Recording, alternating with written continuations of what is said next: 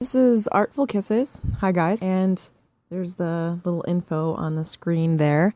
And I'm going to talk about redrawing pictures. So this binder that it's flipping through is of old pictures that I either did not finish, but I liked the design of, or that I was really proud of at the time, and they are so outdated that I want to redraw them now.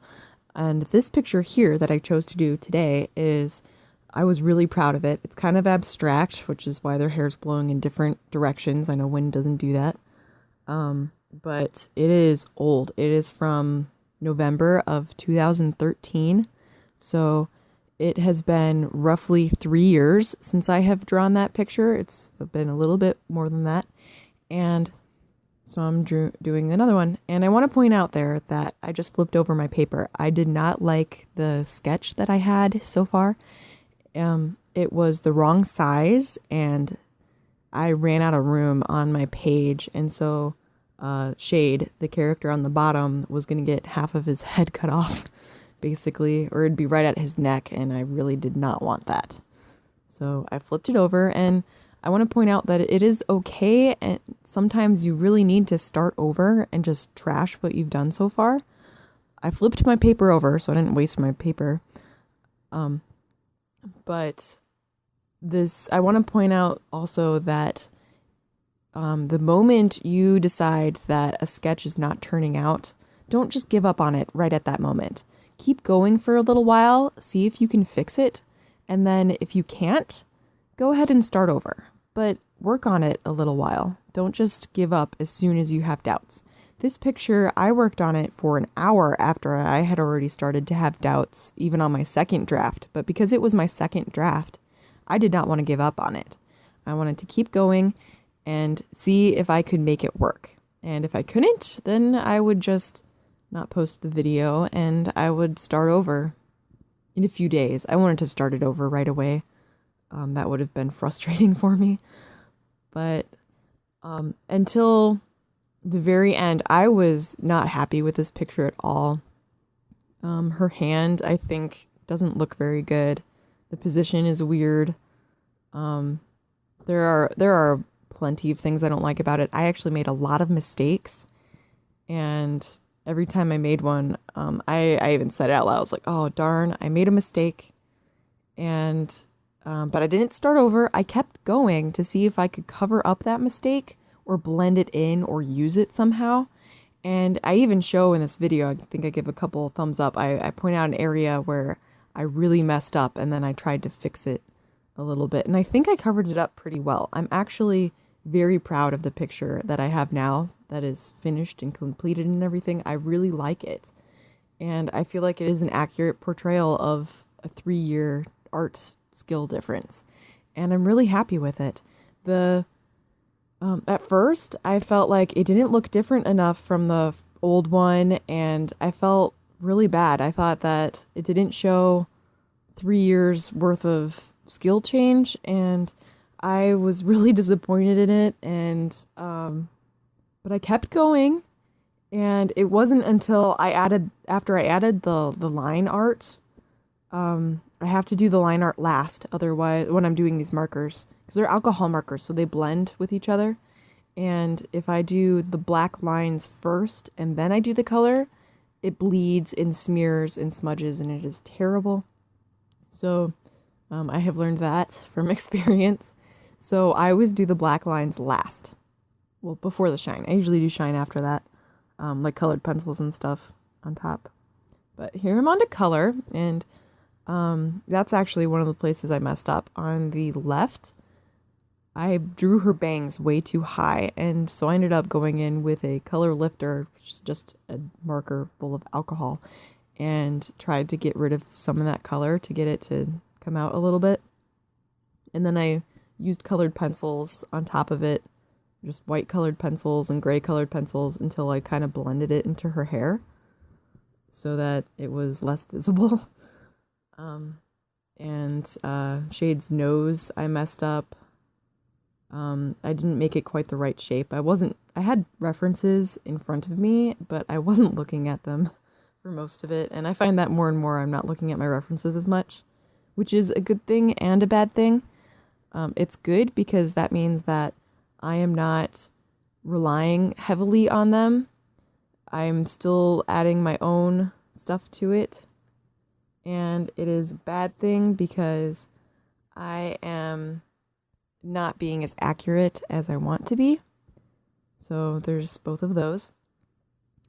And also, another thing I messed up on later was when I was doing the black hair, I made the girl, Eris's face too small because I accidentally went over into her face. And so then later on, like her face, her whole head was just too small. And so when I did the line art, I used the black marker to kind of make her face thicker. I did the line art outside of her face to make it look as if it was thicker. And for Shade, I put the black line art on the inside of the line of his face so that it would make his face look a bit smaller so that it would even them out a little bit more. So there's little tricks like that that you can use to fix mistakes. And I may do a video in the future of fixing mistakes. But yeah, I normally do not point out my mistakes. I will tell someone that I made mistakes, but I do not point them out because people usually don't notice your mistakes unless you point them out. If it's a really big mistake, they might think your picture looks wonky and not know why. But little mistakes, or sometimes even big ones, people don't notice them. Non-artists do not see them.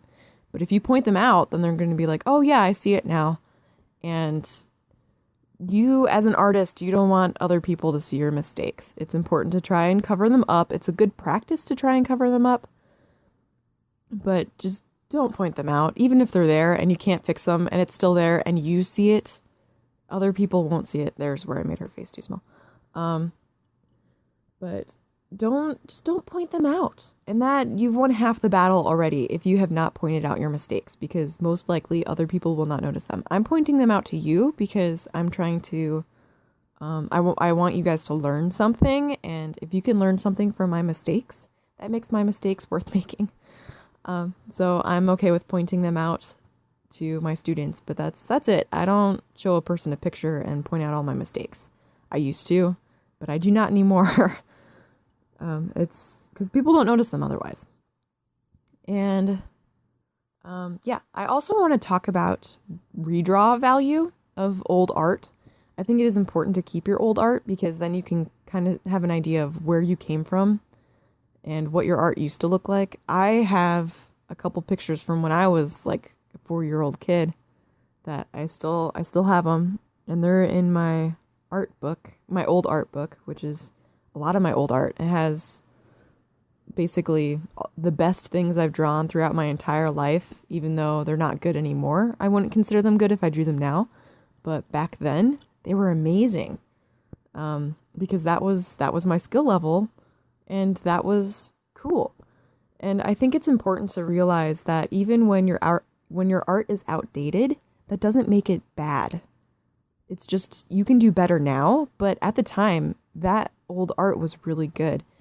And I love looking at my old art and seeing how far I've come. I find it very encouraging, because if I can look at a picture from a year ago and a picture from today and see tons and tons of differences where I look like I'm so much better at what I'm doing.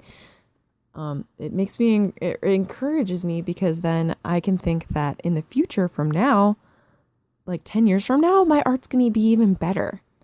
And so I like to keep those around as reminders. But also I love to redraw old art like I'm doing in this video, because it's, this is originally the old picture of this was something I was really proud of. I thought it looked cool. I thought it was a cool concept, and I really liked it. It's been hanging up in my room for those 3 years. I didn't take it down until I needed to use it as reference for this drawing right here, for to use for this video, so you guys could see it, what it looked like at first. And I love redrawing old art, because then I can see even more clearly how much I've progressed. And what I do to gauge if an old picture has redraw value, which is if it's, you know, how much it's worth redrawing the picture. I look at an old picture, and if it was something I was really, really proud of at the time, I think it has redraw, that adds redraw value. Or if it was something that was a cool concept, and even if I couldn't really translate that concept well, but it was a cool idea, then I may redraw it. I might not, you know, show people this is what it originally looked like, but I will use it as a reference to have just that idea and do something with that. And a lot of times, character redesigns are cool. Like, I write stories and I have all these characters in them, and most of the people that I draw, especially if they have pointy ears or funky colored hair, they are fantasy characters I made up. And over the years, as their stories become more developed, their character designs change too. And as I get better at drawing, I can draw people with curly hair now. I wasn't able to do that 10 years ago. So a lot of my characters, or I have a bunch of characters with curly hair now, and I didn't used to. Or different facial features, because I used to draw everyone with the same face. Every single character I had looked like they were about 11 years old, and they were very anime looking. And now they're not. Now they all average out to look around probably, I don't know, between 17 and 25. I can't draw old people. I need to work on that. But character designs change. You can't see it in this picture because she's covering up his eyes. This Shade, the boy character here, he's actually blind, and I changed the scars on his face. Used to be lines across, he had lines across his face, and now it's just one solid. It looks kind of like a burn. So that's different. Eris, the girl here, her hair has changed a lot. It's very close to the same style it was in the old picture. It's the same style. I can just draw it better now. But her hair used to be different. Her hair used to be brown, as she was originally a Barbie. I've had these characters for a very, very long time. And so character designs change. There's also little details in an old picture you might fix in a newer one. Well, I think I did their hair better, blowing the same way, because I think when I tried to do that abstract thing of their hair blowing different directions, people didn't assume that was abstract. They kind of just thought I didn't know how wind worked. So to show that I have some kind of grasp of physics, I decided to have their hair blowing the same direction this time. And I think that as far as the composition of the picture goes, I think that looks better anyway. I drew them bigger so they fill up more of the page, and I changed what Eris was wearing. Normally, the top she normally wears in her normal character design doesn't have sleeves or straps. It's a sleeveless, strapless shirt.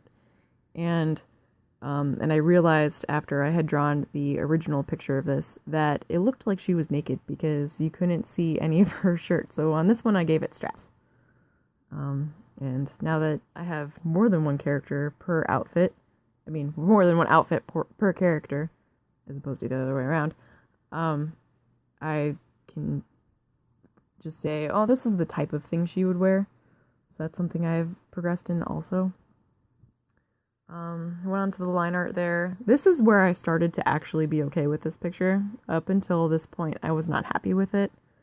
But as soon as I had the black lines going in there, Shade's hair looked a lot better.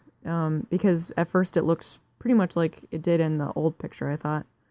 But I really like thick line art. Not super thick necessarily. Usually I do it thicker on the outside than the inside.